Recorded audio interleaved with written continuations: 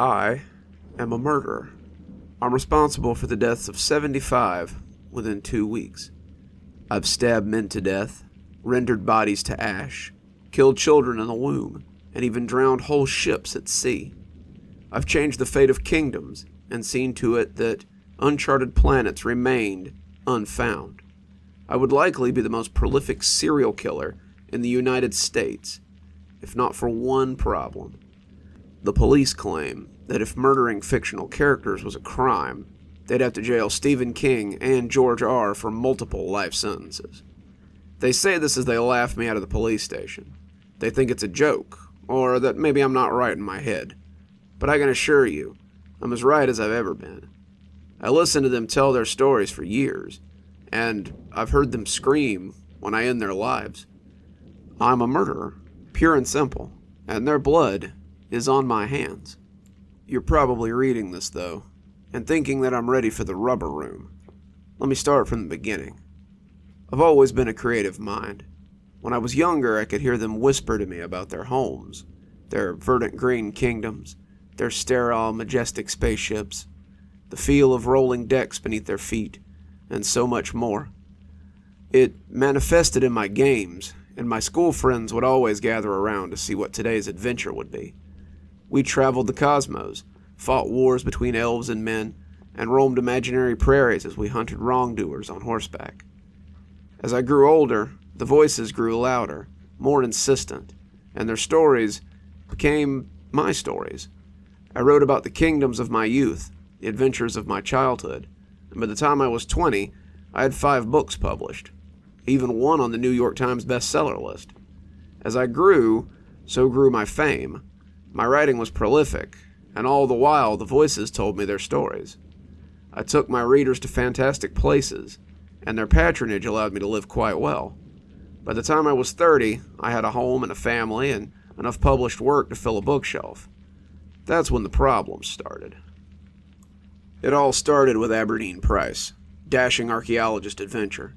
He told me of his next adventure, a trip to the city of Bone.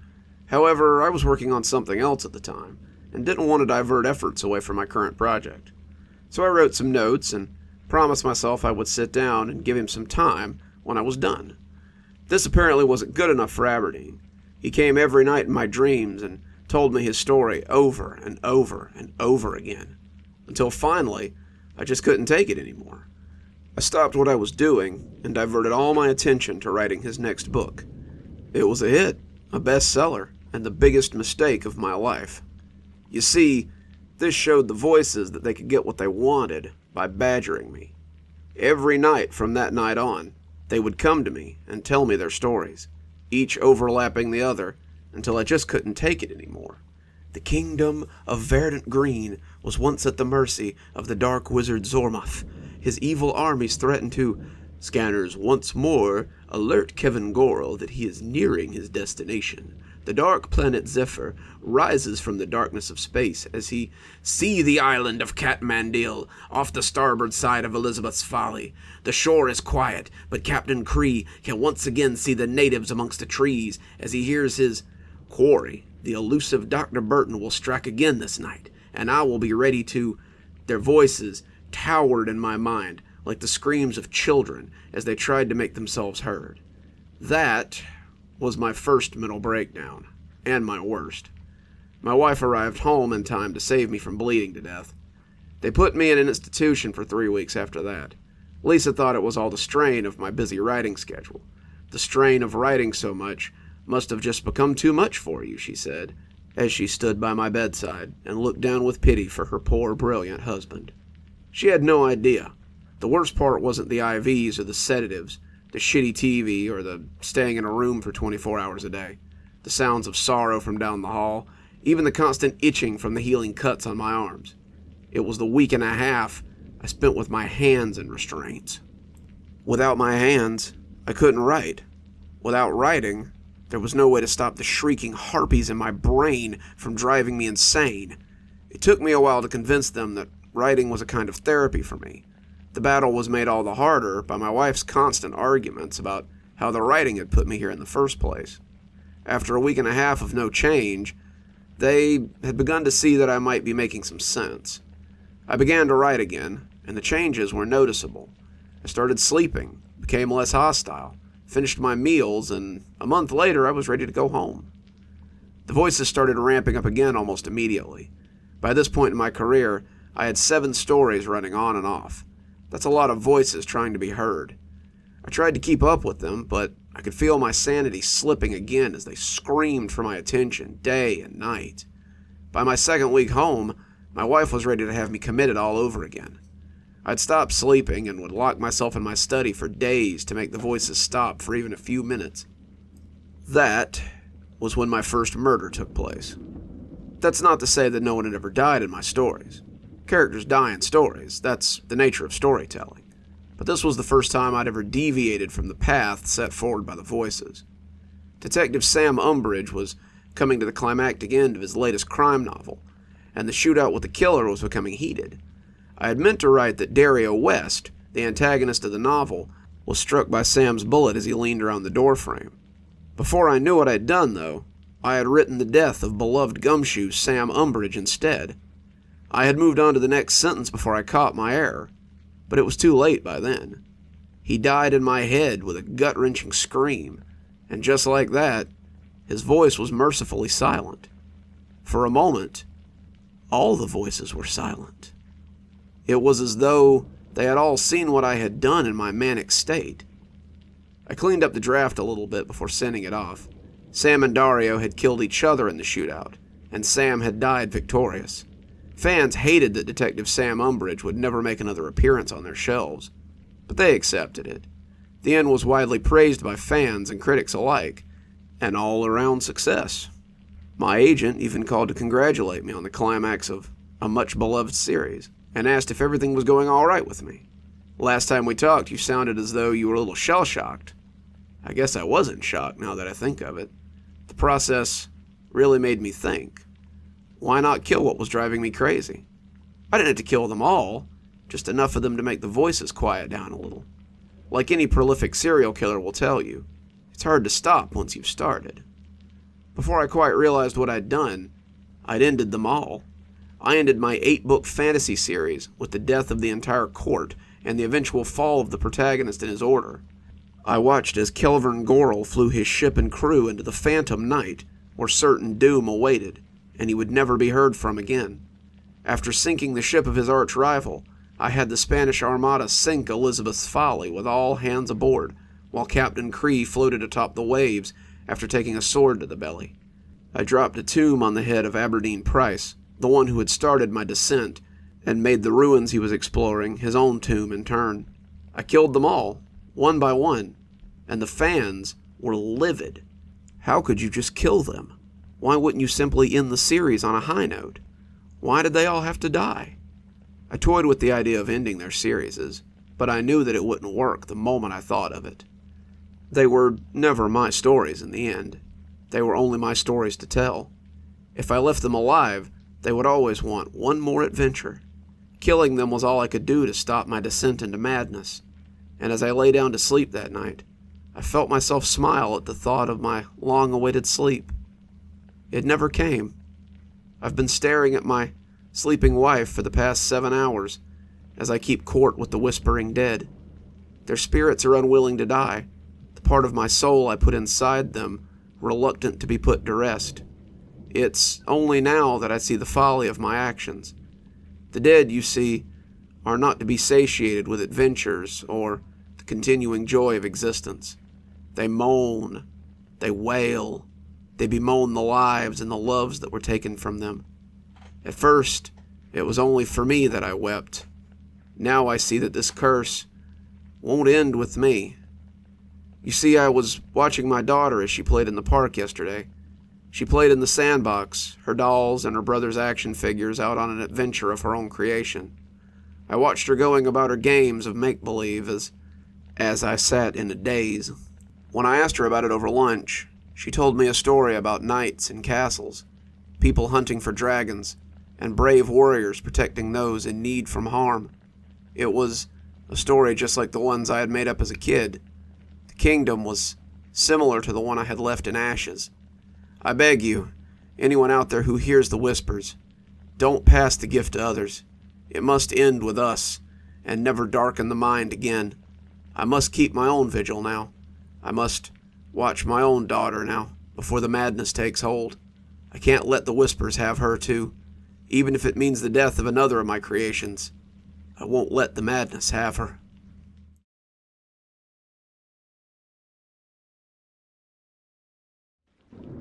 I looked at the ad, unsure if my fever-addled brain was reading it right.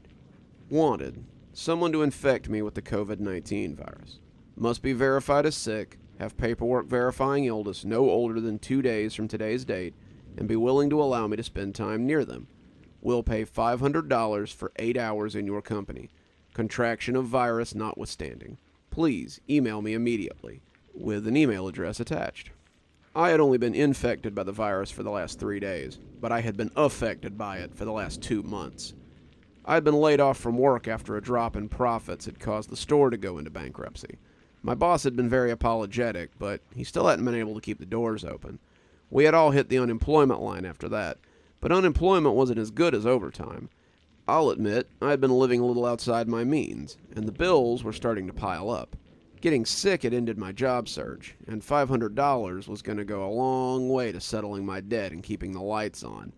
And all that for letting a stranger hang out in my house for 8 hours sounded like a dream come true. I contacted him, and he offered to come over that very night, cash in hand. We discussed hours. I'm a dedicated night owl, and he agreed to come over at about 6 p.m. His knock dragged me out of my stupor at around 5:45, and I staggered up to get the door. I didn't expect to be greeted by a well-dressed man in his mid-30s. I'd expected a weirdo, maybe some disease fetishist who got off on being sick, but this guy was surprisingly well put together. He wore black slacks, a button-down shirt, no mask, and his brown hair was close-cropped with a square pair of little gold glasses that made him look like a banker. He shook my hand, something no one had done in a while, and took an envelope of money out of his pocket. He showed me 5 crisp $100 bills, and then I led him into the living room.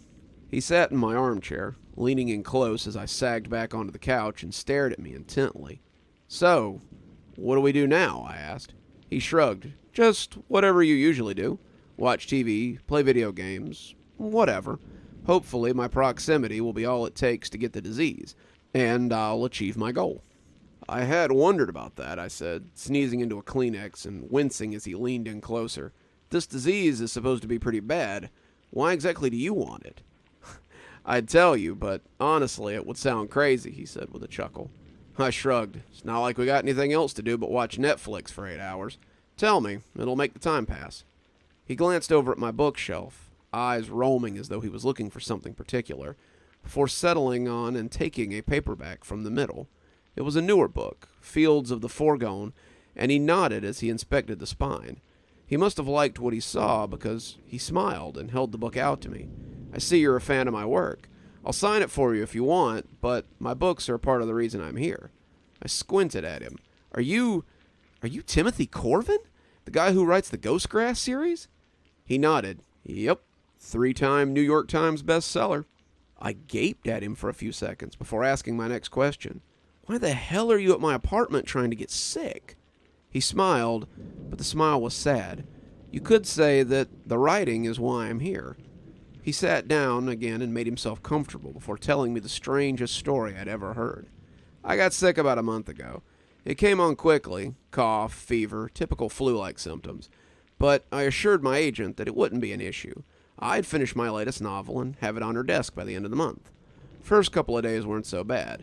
I was still lucid, and I managed to get some work done. I was trucking right along, making good progress, when the real sickness hit. Suddenly I was feverish, scatterbrained, and I could hardly focus long enough to get off the couch. I spent my days in a stupor, high on cold medicine and barely coherent. My nights consisted of rolling around in a fever-fueled daze that made me question whether I was dreaming or awake. I had these dreams, you see. I say dreams because I can't remember them, but I couldn't do anything but remember them then. I would sit on the couch and mumble about them all day, reeling through their world as I tried to wrap my head around them. I raised an eyebrow at him. "It sounds pretty bad. Sounds like you didn't get a lot done." "Oh, quite the contrary.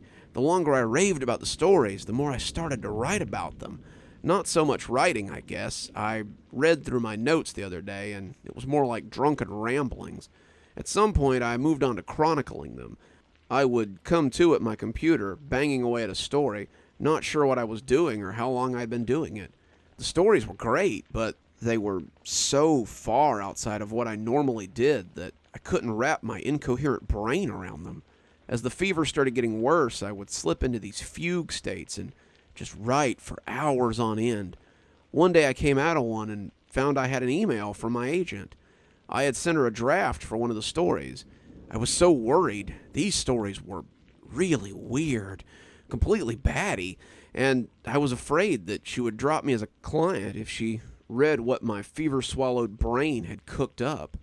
He took a sip from his coffee then, wetting his pipes, and my own fever-addled brain became a little impatient. So, what did she think? Oh, she loved it. She said it was the most unique thing she had ever read, the most unique thing she had read in ages, and wanted to know when I was going to be done with it. Reading through what I had sent her and the stuff I was working on before I got better, I can see what she was talking about. It is both similar to so many things and completely different. It's a timeless story that sits completely outside of the normal processes. It seems to contain two antagonists and no hero, a war with nothing but loss and stakes that don't seem to make any sense. It was almost Lovecraftian, and I found myself as interested in hearing how it turned out as she was. But that was where the problem arose. He looked at my glass of water longingly, and I slid it across the table to him. If he wanted to get sick, then more power to him. He was paying after all, so he might as well get his money's worth. He reached out and brought it to his lips, throat working as he swallowed. I tried not to gag. There was probably backwash in that. My meds were squashing the fever that was keeping my brain in its altered state of mind. I was always careful never to ride it for too long, but the high was more than a little intoxicating. I would time travel in those moments, starting on my couch and coming to at my computer as I finished more pages than I'd ever done. I throttled back on my meds a little, wanting to stretch this out for as long as I could, but eventually my body started to get better. My fugue states became fewer and fewer. I found that I couldn't tap into that hidden world, and the story wasn't something that I could just make up as I went along. It was unknown, unheard of, and my mind couldn't begin to tap into that place by itself. My agent was wild to have more, wanting an ending, wanting a sequel, and that's when I started thinking about contracting it again. I lifted an eyebrow at him. I know that's what brought you here, that's what you told me on the phone, but I still have a hard time believing that you want this crap. It's miserable. Between the headaches and the near constant fever, I seem to mostly exist in a state of misery. Some people are experiencing it even worse than I have. What if you get the kind that's really bad and you're hospitalized? It seems like that would put a damper on your writing. He shrugged. That's the thing. Even when I'm experiencing the same symptoms as you, I still get the urge to write. I don't know if it's subconscious or what, but my brain takes over and forces my body to keep writing. Maybe it's not even my conscious mind. Maybe it's this place, and I've been tapped when I'm in these fugue states. I've had this thing 3 times now, you know. If I had had water in my hand, I would have probably did a spit take. 3 times? My God, you rarely hear of anybody getting it more than twice. After I got better the first time, I was struggling to keep up, he said, suddenly looking far away. I tried faking it, but it just wasn't the same. My agent started to notice. She started to send my stuff back with notes like, I need more of the voice you had in the first draft. I started getting desperate. She told me that she shared my notes with some of her colleagues, and they were very excited about how it was all coming together. So I started putting the pieces together and decided that I needed to recreate the situation. You needed to get sick again, I said. He nodded. I needed to get sick again. I started slowly, waiting in hospitals and waiting rooms, looking for sick people, but I became desperate after a while. I got lucky the first time, a chance encounter with a sick friend. One trip to their apartment, and I was back where I started, feverish and coughing on my couch as I waited for the time skips to start. Did they? Would I still be running the ad if they hadn't?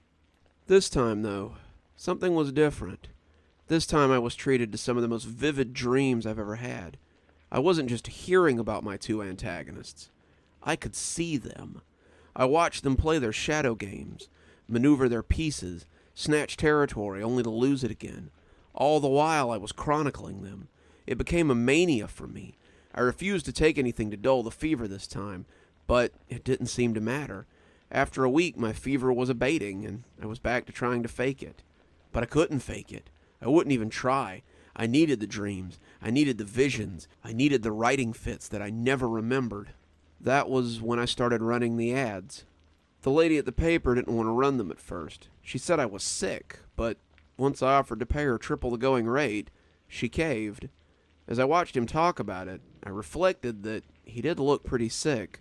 Not physically, but mentally, I mean. He looked like an addict describing his favorite drug. As he talked, he scratched at his arm, his face taking on a smiling rictus as he described the visions. I began to wonder just how this disease, or maybe it was the story that had affected him. I wanted to tell him to leave off for his own good, but I really did need the money. I've sunk nearly $5,000 into getting this disease. Did I tell you that? Every time I post the ad, someone responds. After so many, though, my body has built up antibodies to it, and every time I get it, it's a little less effective. The last time I contracted it, I barely had it for a week. I was so anxious to get any work out of it that I don't think I got more than 30 pages the whole week. 30 pages? I gasped. I was no writer, but that seemed like a prolific amount of work for a sick person. I know. What a disgrace. The first time I was nearly averaging 30 pages a day, but after the first time I never managed it again. You were getting that much a day? His eyes glazed a little. He didn't seem pleased with what he saw, and he looked at my popcorn ceiling. I see them constantly. I simply can't make sense of it on my own. I can't convey something like storms battling for supremacy, tectonic plates crashing against each other as they try to change the land. Their fugues allow me to tap into something primal that could understand these ideas. My puny lizard brain just can't make anything out of it. You know, reading these things I've written, understanding only enough of what I've written, scares me a little. How much of your book have you written? I asked, not sure I wanted an answer. He scratched again, still uncomfortable, but wanting to discuss his drug of choice nonetheless. I've written 5 books. I've cataloged the lives of these two from the moment of their birth to the very last encounter they had directly. I gaped at him. He was talking about 5 books in what must have been a matter of months. I couldn't even consider something like that, and I began to wonder how large they were. The pages, the volume he was talking about per day surely meant that these were no small books. He didn't seem to understand where these stories were coming from either, which made them all the more mysterious and unknown. Can you tell me about them? He gave me a dead-eyed look, and I almost regretted asking. It's not something people really want to know in the end. This little experiment started as a way to write the next great fantasy series, but my agent stopped returning my emails about 3 weeks ago. The last 2 endeavors have been solely so I could learn how it ends, how we end. We? Humanity. We are the ultimate prize that these 2 creatures fight over. More specifically, they fight over the right to subjugate and entertain themselves with us. We see their battles as normal. We see their battles as nothing but the changing of the seasons, but they see them as nothing short of war. I can tell you, but you won't want to know once I'm done. I didn't really want to know anymore, but I felt like I had to know. In the end, my curiosity was stronger than my fear. He spent the next 10 hours telling me about the battle between the Green Man and the Pale Lady. He told me of their beginnings in Strange, their emergence, and their eventual exile, and how they came to be on this plane of existence in the first place. He told me about the Brandylow, the servants of the Pale Lady, and the numerous agents of the Green Man. He told me how this green warrior was worshipped as a pagan deity, how he took his sacrifices, and how he sought out those who ran. It's funny how 10 hours can seem like a half hour when someone is telling you about the eldritch deities that you never knew you wanted to know about. When the alarm on my phone went off, reminding me to take my meds, I realized that it was 6 a.m. and the sun was coming up. Timothy got up, checking his own phone, and seemed to realize that he'd been talking all night. "Seems I've gone over my time a little. Here, as promised," he said, taking out the money and handing it to me as he left. "Wait," I said, dropping the envelope and coming shakily from the couch. "How does it end?" He looked back and shrugged. "Hopefully I'll find out. If I do, I'll let you know." Then he left, and I wouldn't hear from him for another 3 months. Well, I'd never hear from him again, but he would make good on his promise. I felt better by the end of the week, my fever breaking and my headache getting better and better. I finally acquired a negative test and started looking for work again. I got lucky. The bar up the road was hiring, and they needed someone to start right away. They had only recently been allowed to reopen, and the bartender was working double duty as the barback to help out. Before I knew it, I was bussing tables and hauling kegs like an old pro. I enjoyed the work, though it wasn't something I'd ever done before, and it felt nice to get back to work after a long absence. Then, one afternoon, I was helping my boss open, flipping on the TV and preparing to tune in to one of the sports channels like I often did. That's when I saw the little squib on the news that made me stop. The city is mourning the death of local writer Timothy Corvin, who died of COVID-related symptoms in St. Graham's this morning. Mr. Corvin, the writer of the Ghostgrass series, is survived by his father and his older sister. Service will be held Tuesday for his friends and family at... I couldn't believe it. The guy had been in my house not even a month ago. Had I killed him? Had he contracted his fatal disease from me?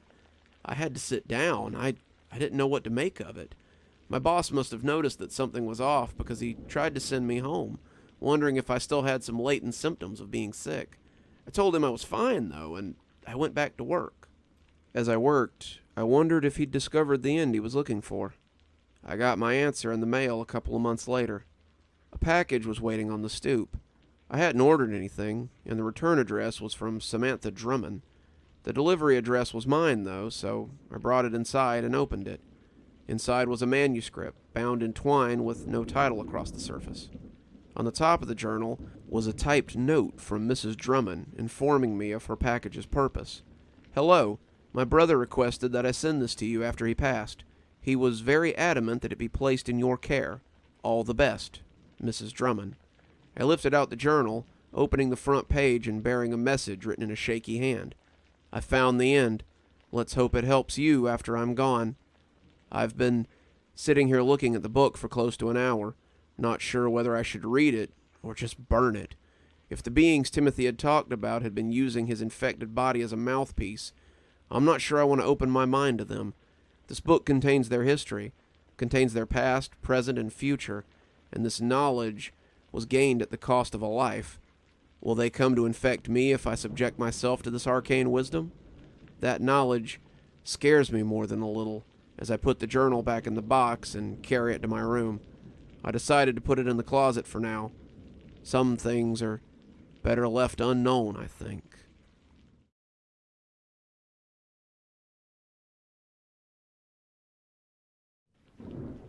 I met my husband when we were in college together.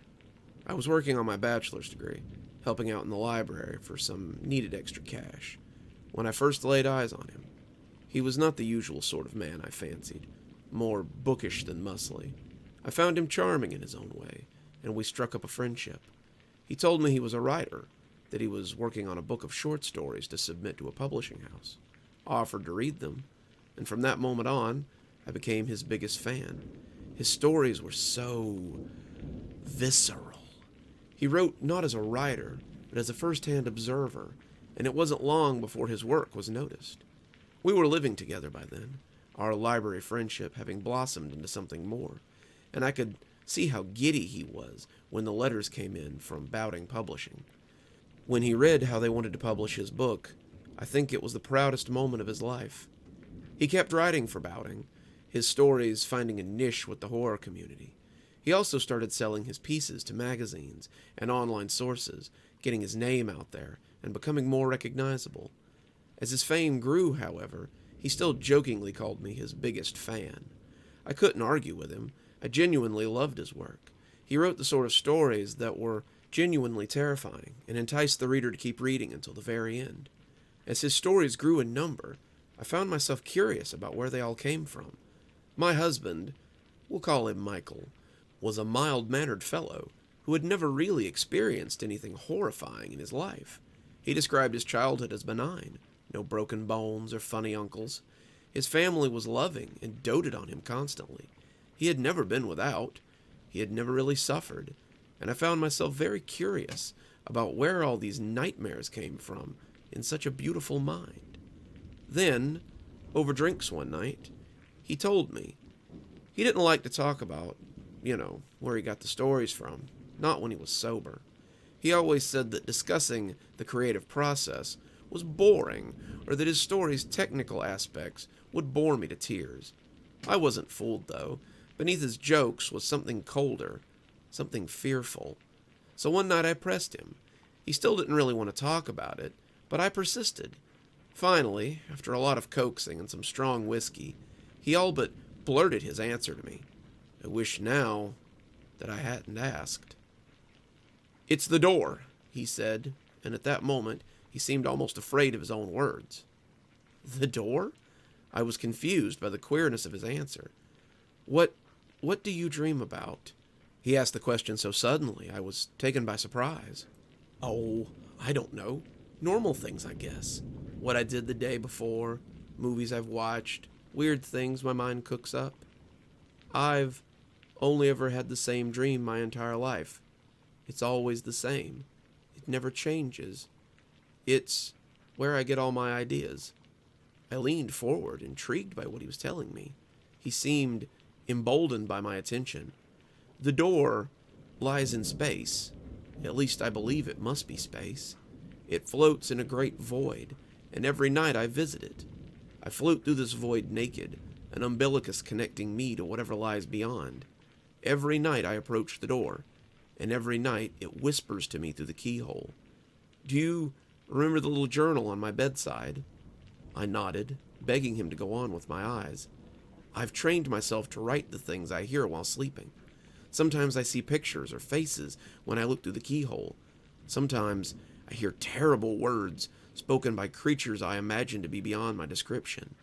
Sometimes I have to close my eyes and will myself awake because I'm afraid that the things they tell me will drive me insane. When I wake up, I read what I've written down, which becomes my stories." I was shocked. "So all your stories come from this big door in space?" He smiled at me. "It sounds silly when you say it like that, but yes, everything I've ever written was spoken to me by something on the other side of that door." I didn't think anything of it the next day. We had been drunk, and he had just spouted off something to make me shut up. I was sure of it. I became more aware of his journal, though. Sometimes at night he would wake me up with the scratch of his pen on the page. I didn't like to look at him when he was writing it. It was like something otherworldly had taken his strings and was using him without his permission. Watching him write in that fugue state made me feel uncomfortable, and I took measures not to be awake while it was going on. I didn't think anything else of this, not until about 3 months ago. That was when he started having the nightmares. His work had always been creepy, always terrifying, but now it took on an alarming quality. He began talking about creatures that lived beyond the door. These creatures sounded more than a little Lovecraftian, and he was assured that their presence on Earth was an affront to the natural order. They came and went, their arrivals marked by some with great portents, and their battles had shaped history.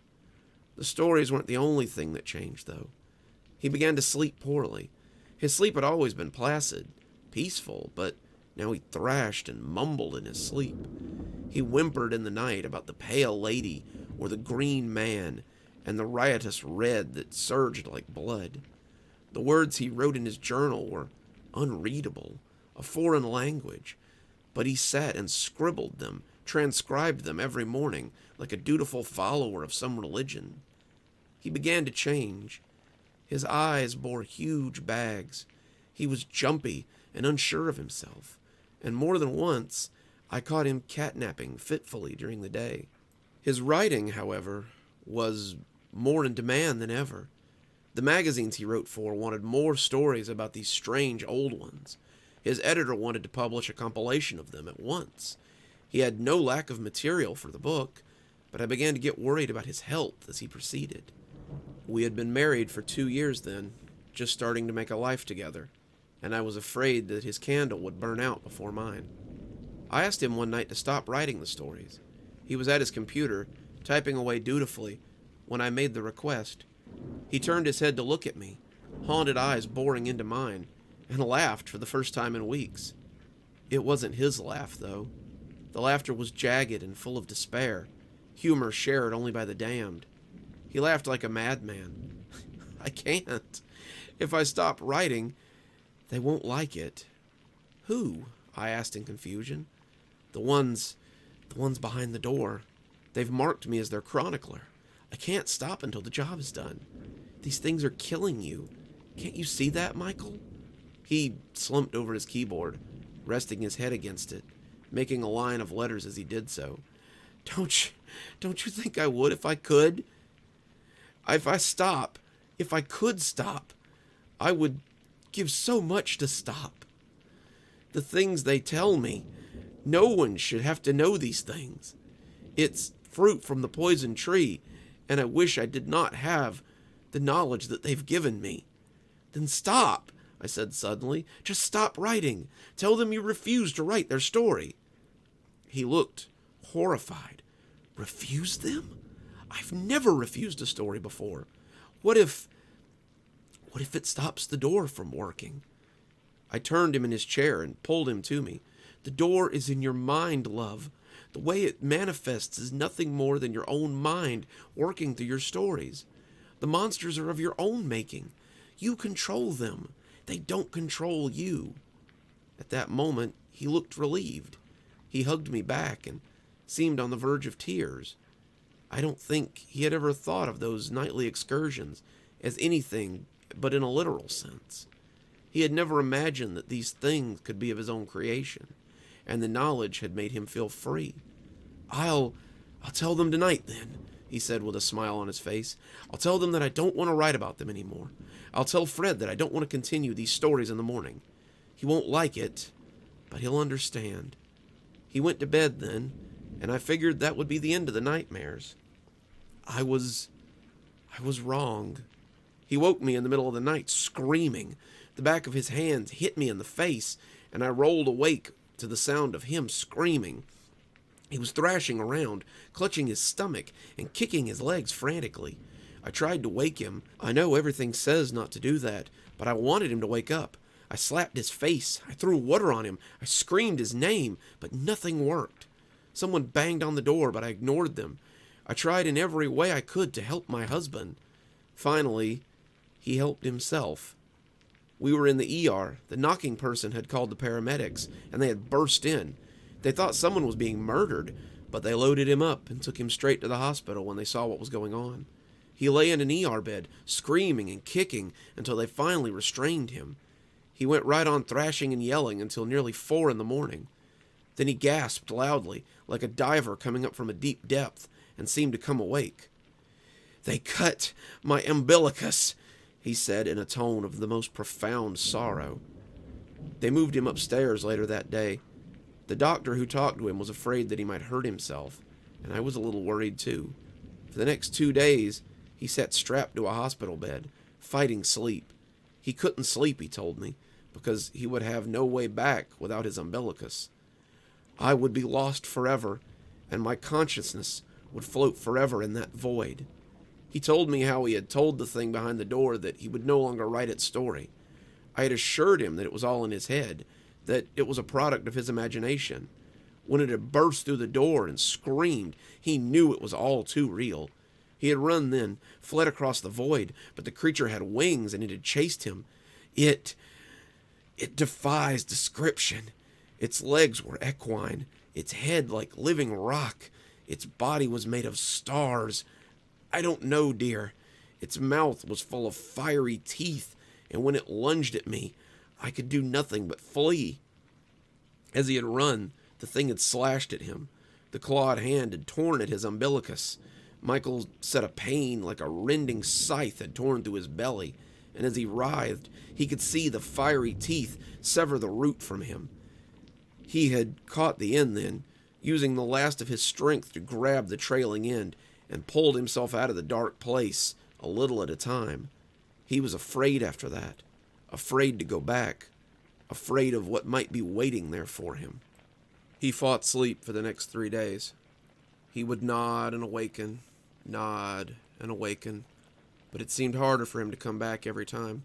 He begged his doctor for caffeine pills, for coffee, for anything to keep him awake, but the doctors thought sleep would be the best drug for him. They fiddled with the idea of sedating him, but I forbade it. When they threatened to get the police involved, thinking I was somehow responsible for this, I threatened to call a lawyer. Finally, we reached a shaky standoff. It was moot after day 3.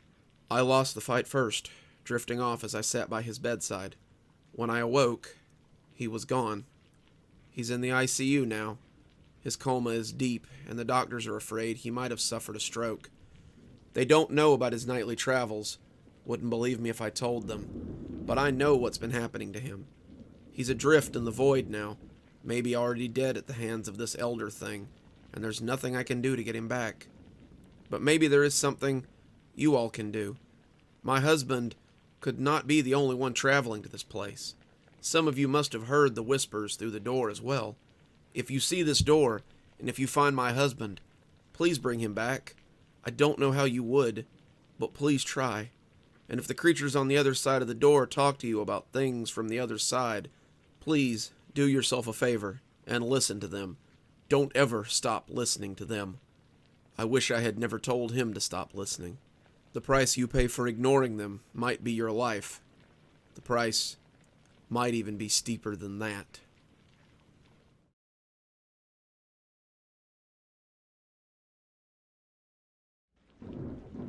My dad died nearly 2 years ago, and we just buried him today. He was a writer, though you've probably never heard of him. He was known in small circles, celebrated by the community where he lived, but his books will likely never grace the shelves of Barnes & Nobles. I say that like it's a fact, but that may not be the case anymore. Dad, much like one of those painters from the 1800s, became infinitely more famous in his death than he ever was in life. People who wouldn't return his calls, wouldn't even think of publishing his work, now come to see him from miles away. This probably seems strange, given that I just told you that he's dead, so let me start at the beginning. Dad died as he lived, at his keyboard. He's been writing the same book for as long as I can remember. It's a massive 7 or 8 volume series. In one of my earliest memories, I can remember toddling into his office and looking up at him as he smiled down at me, his fingers never leaving the keyboard as he plinked away. Dad wrote other things for magazines or freelance work, but the books were his magnum opus. He would tell anyone who would listen, usually interested friends of mine who were aspiring writers themselves, how the book would be the greatest work once it was done. He had envisioned 10 books in all, detailing the hero's journey of his main character as he attempted to find his father's murderer across several continents, meeting people and finding clues along the way. I've heard him talk about that book almost every day since I was old enough to understand what he was talking about, but I couldn't tell you much about them. He never let anybody read them. He was so protective of them. I don't know more than a dozen people who were aware of its existence at all. That being said, he was always in his study when he had time, tapping away at the keys and refining his manuscript for the day that it would be picked up by an editor. I was the one who found him, and it will haunt me for the rest of my life. I was getting ready for college, packing up my things, moving out, and I came to see if he would help me move some furniture onto the truck. He'd been in his office all day, and I kind of thought maybe he was mad at me. I know he didn't want me to leave. He was sad to see me go, but he had to understand that I had to go to college. I had a full-ride scholarship. I'd be a fool not to use it, and living on campus would give me access to resources I wouldn't have at home. It seemed like the best choice to move out, and I couldn't believe he couldn't see that. So when I stuck my head in and asked him, I was surprised when he didn't turn around. That only seemed to cement in my head the idea that he was mad at me. He had his back to the door, as he always did, fingers tapping away, and when he didn't say anything, I just stood there and looked at the back of his head for a moment. He had a bald spot forming, the hair receding away from the center, and I thought it was a little sad to watch my dad aging in such an obvious way. I asked him again, his fingers never slowing, but when he didn't say anything, I just went downstairs and managed to manhandle the desk into the U-Haul by myself. I decided I wouldn't bother him if he wanted to act like this. He would fold when it came time for me to leave, apologizing for acting like this, and we would have a hug before I drove off into the sunset. Around lunchtime, I looked at my now empty room and realized I was finished packing. Mom was at work at the post office, and I had planned to swing in and say bye on my way out of town. We had said our goodbyes that morning, with a lot of tears and hugging over breakfast, and Dad was the only one I still needed to say goodbye to. So I went upstairs again, saying I needed to leave and wondering if he'd give me a hug. His fingers just kept tapping away uninterrupted. "Come on, Dad," I said, stepping inside as he continued to ignore me. "I know you're bummed about this, but it's time for me to get out of here and make my own way. It's not like I'll never see you again. I'll be here for Thanksgiving. That's less than..." But when I put my hand on his shoulder, I noticed how cold it was. Dad had been up here for 3 days writing, and Mom said she didn't think he'd come to bed in all that time. That wasn't uncommon for Dad. He would hyperfixate on a project, or revisions for days at a time. His office was towards the back of the house on the second floor, so without foot traffic or noise, he could lose himself for days as he worked. He usually came down for food after everyone was asleep, but I couldn't remember hearing him stumble around lately. I turned him towards me, his hands moving comically in front of him as he swung away from the desk, and as he came away, he began to scream as if someone was stabbing him. I stumbled away, taking in his long face and sunken eyes, and found myself running from the room as I grabbed the phone out of my pocket. Mom said she'd be home immediately, and as I waited downstairs, I could still hear him screaming in his office.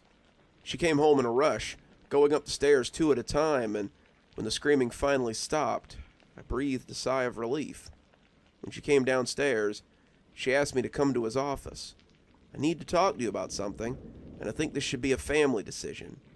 I came back to see that Dad was still staring at the screen of his MacBook, tapping away like we weren't even there. "I don't know how to explain this, but your father's dead." Looking at his fingers as they went about their tireless typing, I asked if she was kidding. Dad was clearly alive. His hands were moving, and I could see words on the screen forming coherent sentences. Were they playing a joke or something? None of what she was saying made any sense. I checked his pulse. He has no pulse, no vitals. He's gone, sweetie. But it appears that he's not quite gone. She tried to move him, and as she turned him away from the computer, I could see his lifeless face as it turned to regard me. His jaw had been hanging slack, his eyes open and staring, and as his hands came away from the keyboard, he started screaming all over again. It was deep and tortured, similar to the one he'd made before, and without even meaning to, I turned him back to the keyboard where his hands started typing again. I asked her what was going on, and Mom shrugged as she tried to come up with a reason for this. His book was important to him. You know that. I think maybe once he finishes it, he might stop on his own. I can't explain what's happening here, but I don't want him to die with his work unfinished.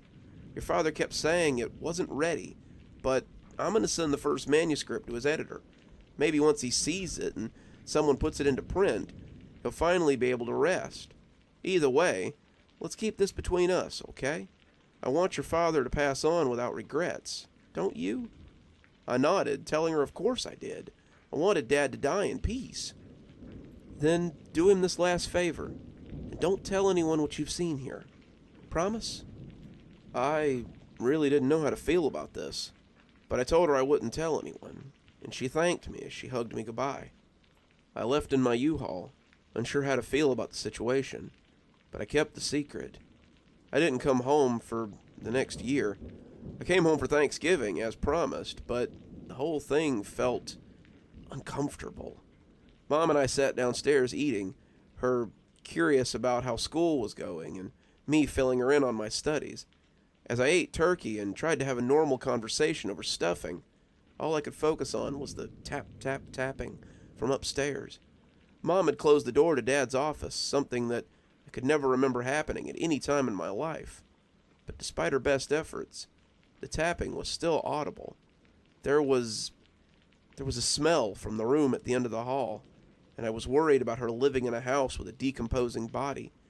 She said he hadn't decomposed much, but I think she might have been trying to spare my feelings. Worse than the smell, though, was the tapping. It never stopped. It sounded too loud to be from whole fingers. Despite this, Mom was in pretty good spirits. She said that Dad's first book was being edited, and his publicist thought it was likely to be ready for shelves by next year. He couldn't believe my dad had been keeping this gem to himself for so long, and I think that's when I really realized how few people Dad had shared his book with.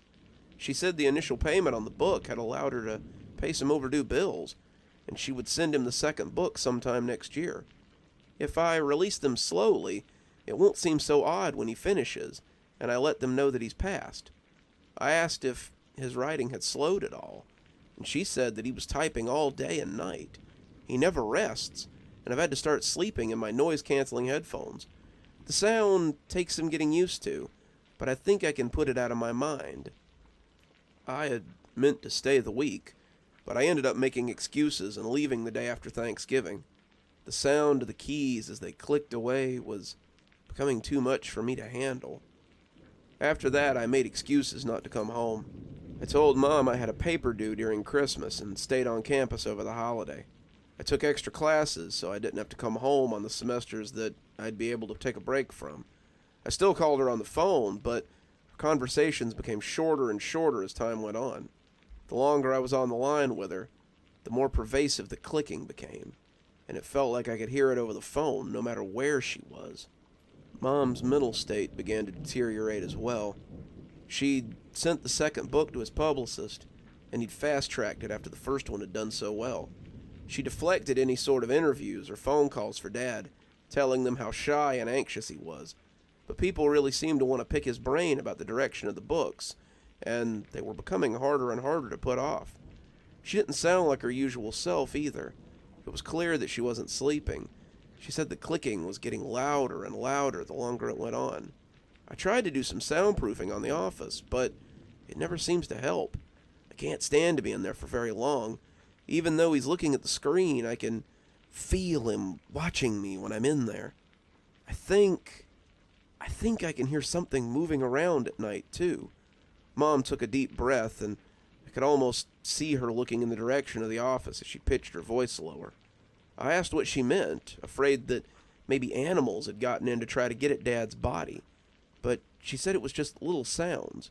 You remember how he used to leave his office late at night to get food? Sometimes I feel like I can hear someone coming down the stairs in the wee hours of the morning. While I was listening to it the other night, I realized that I couldn't hear the keyboard anymore, and that scared me even more. She started crying then, and I think I had already decided to come home that weekend so we could sort this out. I hadn't come home in a long time, and I found a very different woman than the one I had found over Thanksgiving a year before. And why not?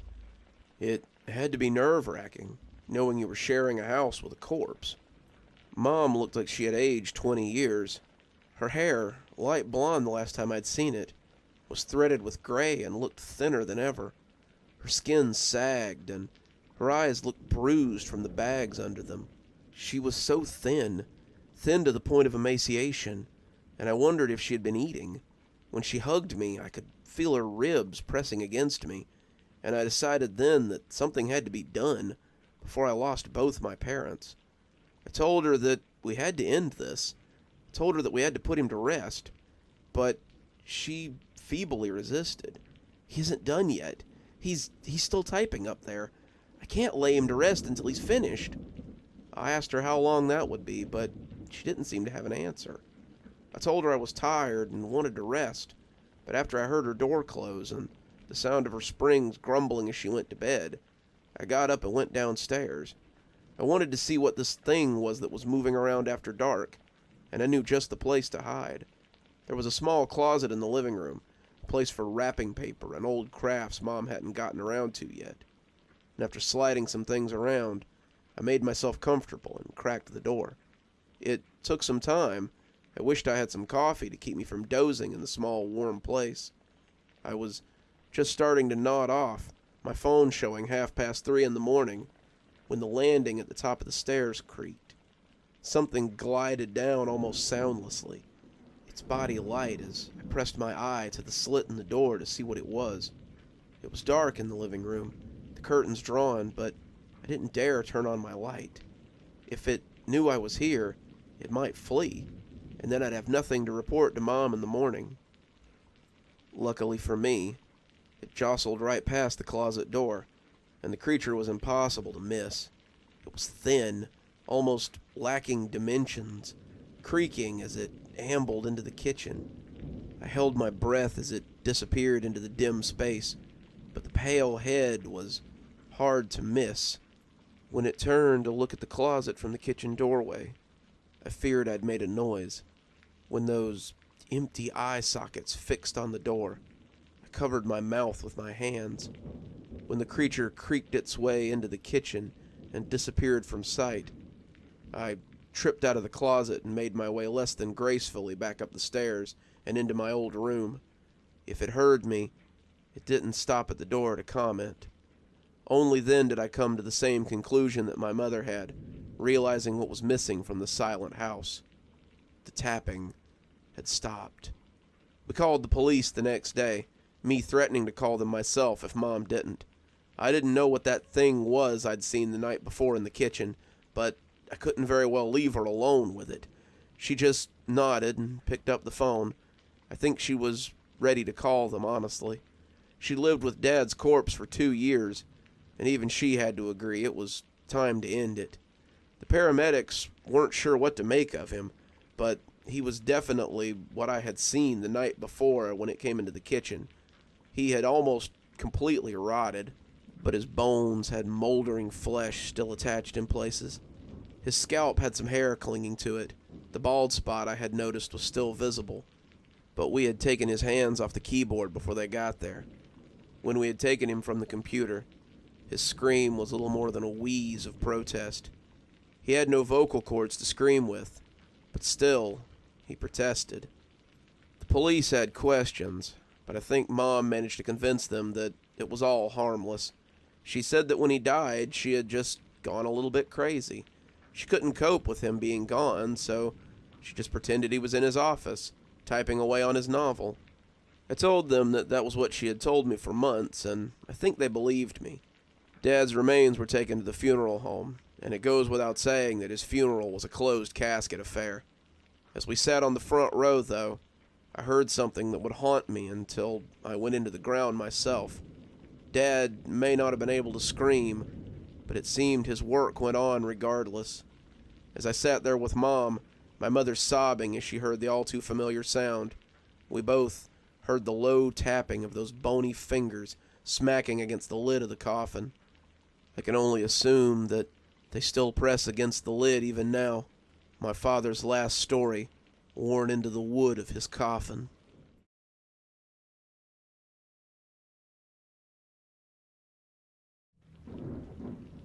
When my parents told me I was going to be sent to take care of my great-grandfather, I was very hesitant.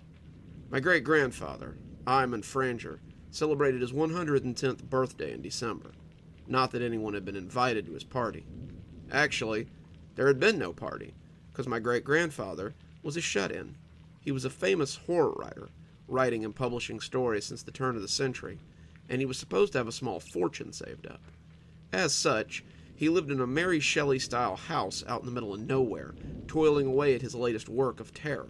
My mother had 5 sisters, and all of them had been trying to get the highly coveted spot in Great-Grandpa's will. But so far, none of my cousins had managed it.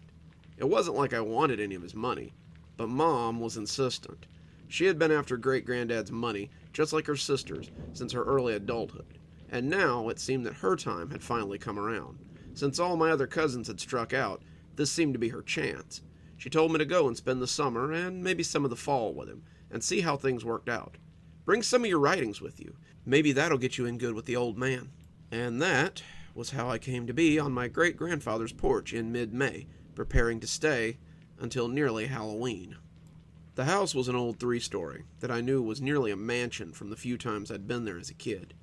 There were 8 rooms, 5 bathrooms, a kitchen, a study, and of course my great-grandfather's office on the 3rd floor. Sometimes you could see him through the large bay window as he sat up there, hard at work at the old typewriter he favored. He had once sat close to the window so that he could look out and perhaps be inspired by the forests or the lawns that surrounded his property. Now, it appeared, he preferred a spot away from such distractions. I rang the doorbell and was unsurprised to hear the lock click open electronically. Great-grandpa kept no staff. Before I'd been born, a few of his caretakers had turned up missing, and after several searches of the home and property, Great-grandpa had finally just dismissed his staff and lived alone. He had mostly relied on the kindness of his relatives, or just done without for most of my life. He was very reclusive, and I wasn't really looking forward to spending the next 6 months in his company.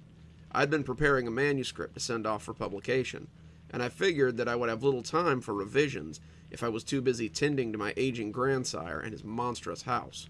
Looking back on it now, I see that I really had no idea what was in store for me.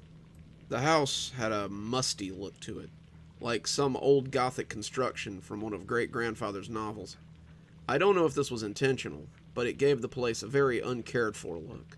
I had to wonder what my cousin Leslie had actually done here when he stayed for 8 months last year. The floors were dusty, the drapes in the kitchen were growing a fine crop of mold from a leaky window, and the whole place just had a very dank smell about it. Given the house's age, this was no surprise. The house was well over 100 years old, and had been both my great-grandfather and my grandfather's ancestral home.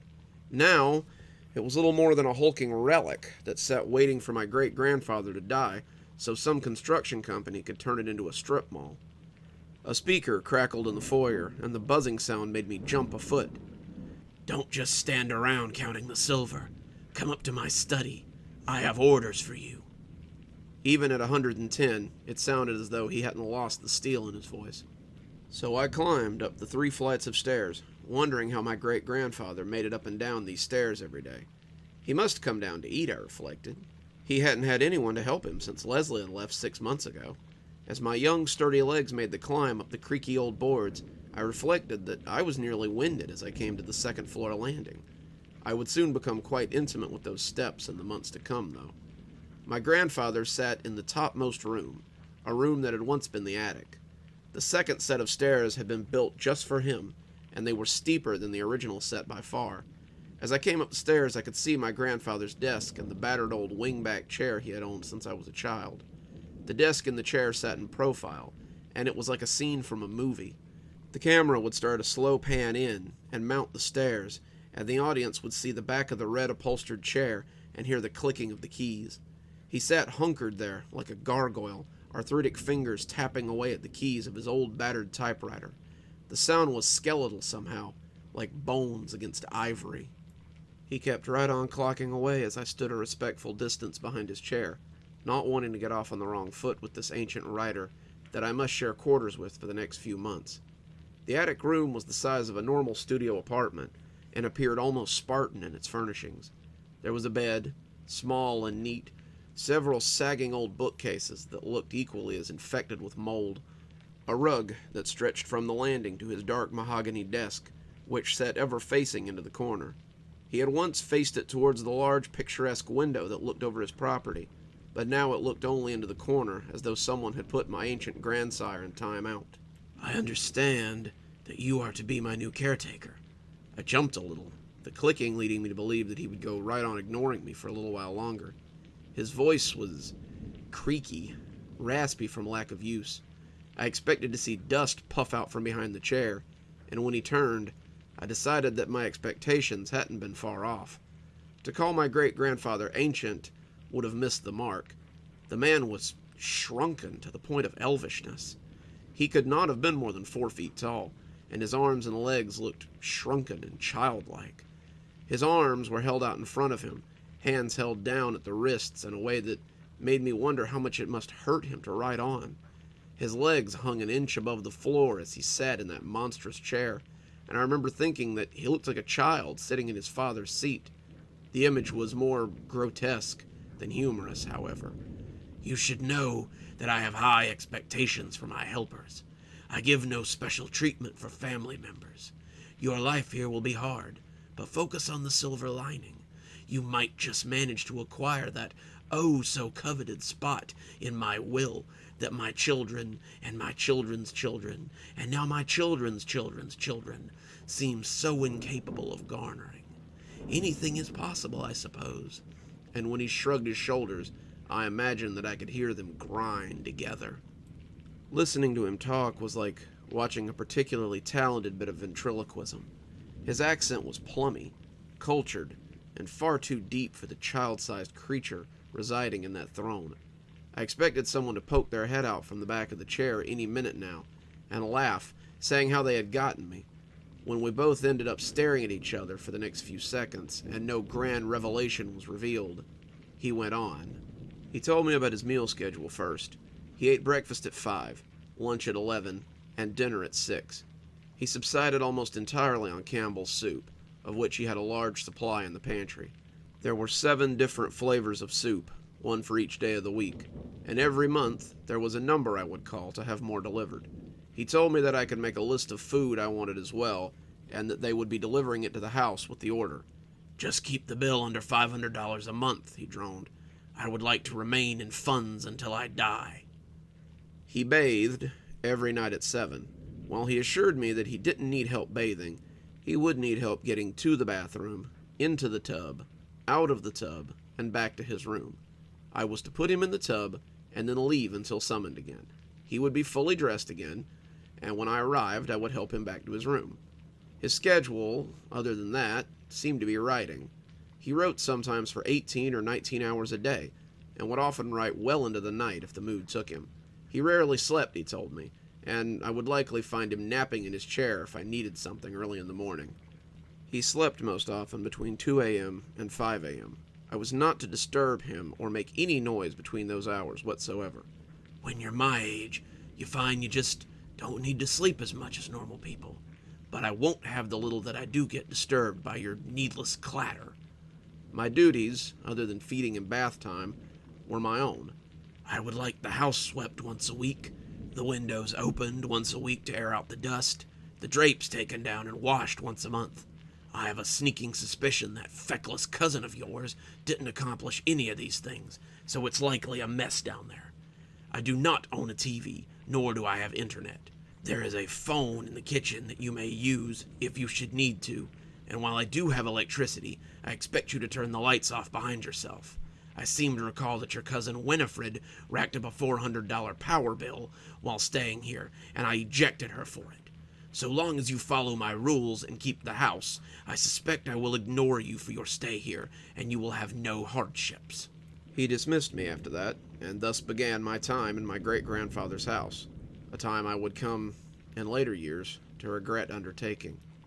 It first began with the typing. My grandsire hadn't lied.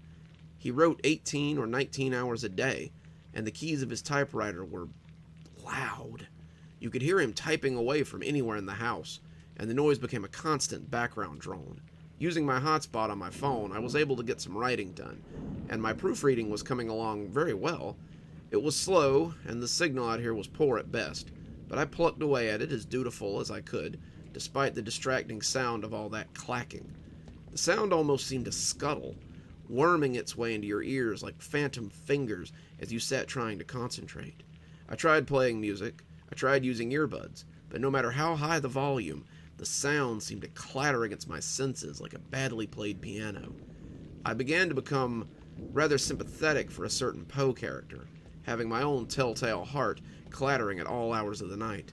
On sunny days, I would even take my laptop out onto the lawn and get some work done. Though it defied all logic, I imagined that I could hear that typewriter, even on the porch, or on the way to the mailbox down the lane, easily a half-mile from the house. I know how it sounds, but I also know what I heard, and it invaded not just my waking hours, but my resting hours as well. That's also how the dreams started. Sometimes I would dream that it was me sitting in that big old chair, typing away for hours on end as the words just came sliding up the paper. In my dream, the paper was never ending. It simply rolled on as it came out of the typewriter. The words rose like a tree in the forest before my very eyes. My fingers would clack endlessly on the keyboard, my young, strong digits becoming withered like great-grandfathers as I typed my life away. I was always in front of that big bay window as I worked, watching the fireflies out in the woods as they frolicked. Sometimes, though, I would catch a glimpse of myself in the mirrored glass and jolt awake as my great-grandfather's face looked back at me. Then there was the whispering. The whispering had likely been there from the start, but I didn't pick up on it for several weeks. Great-grandpa didn't own a vacuum, so I was stuck sweeping the floors and taking the drapes outside to beat them with a broom. Fortunately for me, carpets were not all the rage at the turn of the century, and Great-grandpa had hardwood floors throughout. I was sweeping the second floor when I heard a spidery whisper coming from the stairs at the end of the hallway. It was nearly unintelligible, the voice the thinnest of whispers, but my great-grandfather was unable to match it in his response. "I won't. You can't make me. You don't even know if he could take my place. It doesn't matter. I won't curse him with the same life I've been cursed with. Stop whispering in my ear and let me finish." Then came the loud crash of keys resumed, and Grandpa ignored whoever had been whispering to him. I thought about it as I swept, unsure what to make of it. Who had he been talking to? More importantly, who had he been talking about? I knew that he had no phone up there. If he needed something, he always called down the stairs, and the whispering had sounded like it was coming from right inside the room as opposed to a phone. I shook it off as the senile ramblings of the old and troubled man, and went about my chores, wanting to get them done so I could return to my own work. That was the first time, but it wouldn't be the last time I heard those whispers. I began to hear them in more than just Grandpa's study as well. They began as something like the scrabbling of mouse feet, a skittery noise that scrabbled across my senses sometimes. The longer I listened, the more I heard, and what I heard was frightening. They whispered about far-off places and foreign hellscapes. They whispered about terrible devils and ancient evils, all of which would win in the end, despite the hero's best efforts. I heard them sometimes in my sleep, a place I could not escape them, and they often filled my dreams with terrible prophecy. The work was literally the third indication that something was amiss. While Grandpa's genre had always been horror, I was more interested in fantasy and YA. My current manuscript was a puff piece, something to get my name on the desk of an agent or a publisher so I could work on more groundbreaking fantasy. My story was good, warring vampire clans and a romance that was trying to blossom amidst the chaos, but it was nothing new. It was a safe bit of YA pseudo-fantasy, the kind that had a built-in audience and was fairly safe. The longer I worked on it inside Grandpa's house, though, the darker the story began to become. Characters began to die more often, backstories became less teen-friendly, and a shadow fell across what had been a fairly light little book up until that point.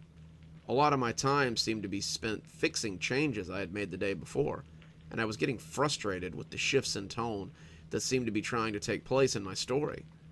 It was as though someone was also whispering in my ear, telling me to spill blood or inject horror where none was needed. I found my mind wanting to write things that I'd never been interested in before, and the feeling made me uneasy. Then, one morning, I woke up to find my great-grandfather reading some of my editions from the other side of the table. I had fallen asleep at the keys, and when I woke up, I saw his spindly arms scrolling down as he read. It was clear he didn't like using the computer. He made a face every time he had to touch the keyboard, as if putting his fingers on it was something unpleasant. And when he saw me noticing him, he turned the computer back towards me. Then, he did something I'd never seen him do in all the years I'd known him. He smiled. "You write well, boy. It's a little fluffy for my taste, but it appears that I'm not your target audience. How long have you been writing it?" I told him I'd been writing my current work for about a year, but I'd been writing in general for most of my life. He nodded, seeming to like the taste of this new information. "Thought I was the only one, at least since your Uncle Stephen passed." Then he slid out of the chair, his feet barely making a sound as they touched the floor, and ambled back upstairs. After that, I seemed to notice him hovering around the dining room often as I made corrections and changes to my manuscript.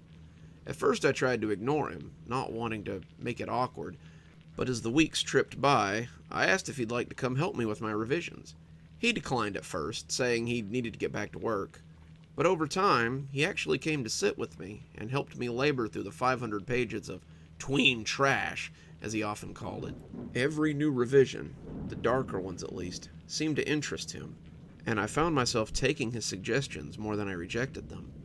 Then, one day around Halloween, he invited me to his study. He said there was something he needed to show me. He was standing by the gigantic wingback chair when I arrived. He looked even more like an underfed child as he slid a hand over the arm, his head only slightly taller than the arm of the chair itself. "You've impressed me, son. Your writing is a little rough, but I suppose that all writing looks rough after a century of it. Many people have asked me how I've lived so long, and writing is the secret to my success. The writing, however, is only half of it. The other half is this." He stroked the chair again as he said it, a look between loathing and loving crossing his face. "Your chair?" I asked skeptically.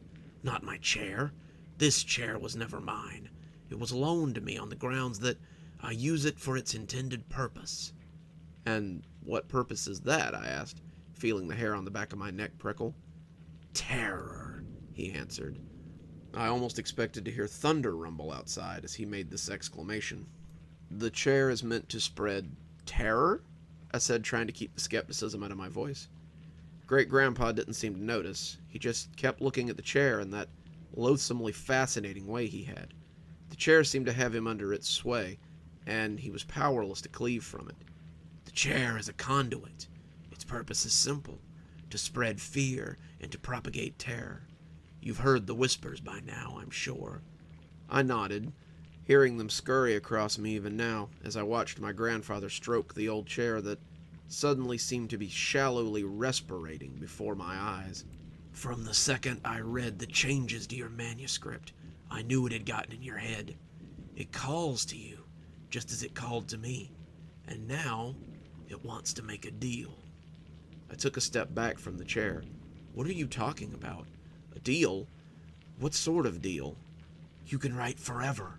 Write as much as you want, and your work will make you the kind of money that puts normal men to shame. All you must do is sit in this chair and let it work through you. You can do that, can't you?" I wanted to refuse him, this grinning skeleton in his slowly, but now visibly respirating chair. The longer I looked at it, the more I could see the baleful eyes, the fanning nostrils that were almost snake-like, the grinning mouth that sat in the seat. It looked at me, and as much as I wanted to deny what he was saying as the ramblings of a crazy old man, I couldn't. The chair's glamour had slipped away, and now I could see the monster that lay beneath. "Come sit," he beckoned. "Come sit and let it show you its power." I didn't want to. Sitting on that thing was the last thing I wanted to do, but I found my legs had other ideas. I had moved as if by magic, my legs that of a puppet's on strings. I expressed all my will, but I was a child resisting a hurricane. Great-grandfather moved aside as I came before his throne, and when my bottom slid into that hoary old thing, I expected the teeth to gobble me up. Instead, I was filled with something unexpected. I was filled with completion, a sense of homecoming. I was complete. I saw myself reach for the typewriter, as I had done in my dreams. The whispering beckoned me to write, compelling me to spill my talent for it, and I obliged. The words rolled from me. They weren't mine, not mine at all, but they oozed from my fingers like blood. My words became the click-clacking of the keys. My mind was a chalkboard fit only to be wiped and filled again and again.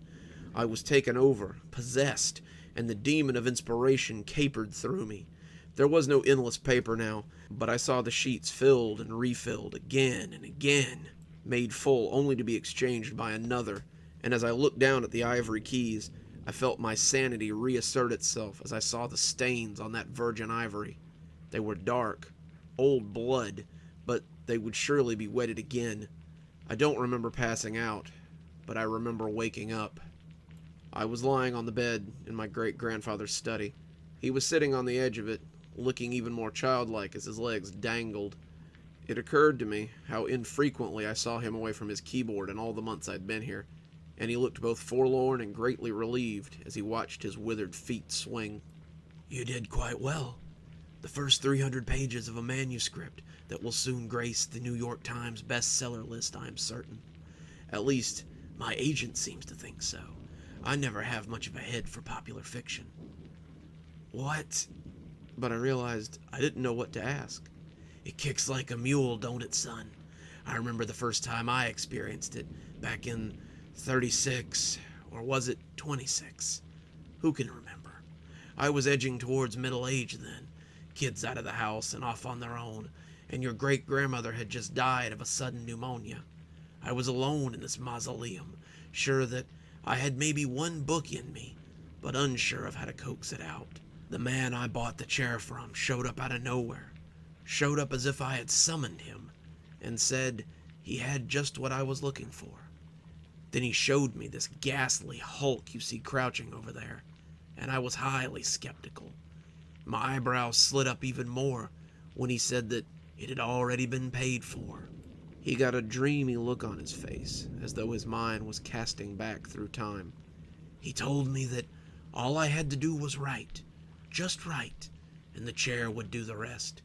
He told me that the chair would take my writing into heights that no one had ever dared hope, and all I had to do was shake his hand. When I sat down to begin, the man tipped his hat and grinned like an imp. I never looked back. At first, it was thrilling, churning out stories, books, whole series over the course of years. I was detailing my legacy at a breakneck speed. I was like a dragon, looking up to see decades pass by as I sat before my window. His dreamy look became melancholy then, his toes flapping bonelessly as his legs rose and fell like lunatic jackstraws. This is my legacy, boy. This is the inheritance that all my children and all my grandchildren and all my great-grandchildren have struggled for. The money, the house, the land, none of it matters. My inheritance is that chair and that typewriter and a legacy of stunning horror. It is a mantle, and if you chose not to take it up, I would understand. But, and I know from experience, if you don't take it up, you'll drive yourself crazy thinking about what could have been. You'll wonder if the success you have couldn't have been greater, if the joy you felt could not have been more, and if your years upon the earth could not have been better spent. He looked at me then with such naked hope that I realized what it would mean if I took this burden from him. He would die, but it seemed he was ready to die. His legacy would be mine. The paper would say that the talent ran in the family, and it would continue to run until I passed it on or fell to dust.